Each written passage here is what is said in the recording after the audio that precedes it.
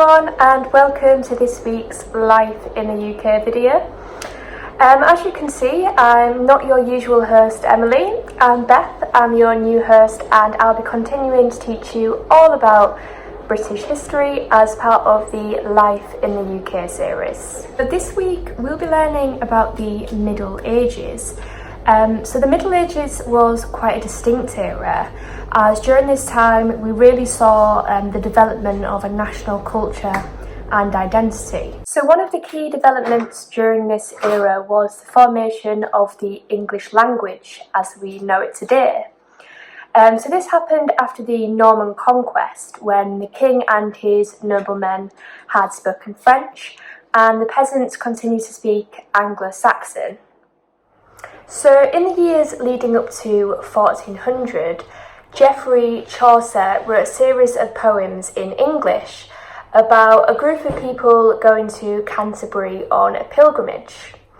The collection of poems is called the Canterbury Tales. So William Caxton, England's first printer, set up his printing shop in the area of Westminster Abbey in 1476. And Chaucer's Canterbury Tales was his first substantial book.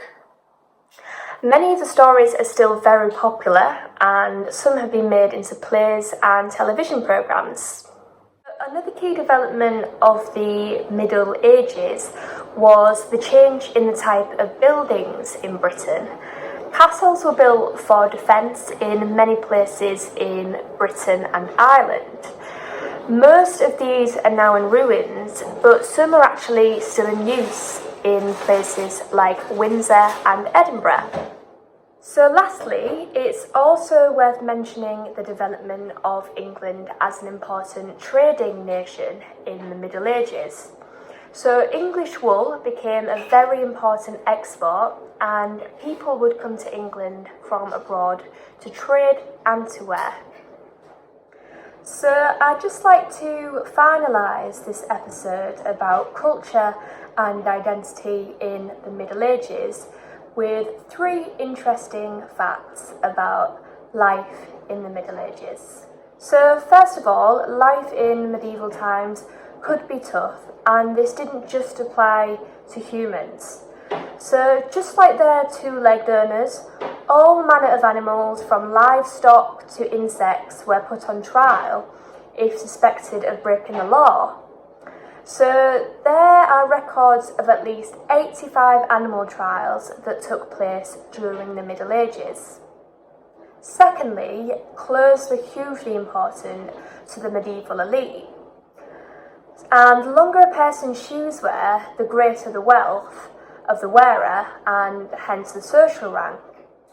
And last of all, eels were sometimes used as currency during the Middle Ages, and a record shows that someone once rented land in the Fenlands for 26,275 eels. Well, that's the end of this episode of the Life in the UK series, and I'll be back next Friday with another episode about British history.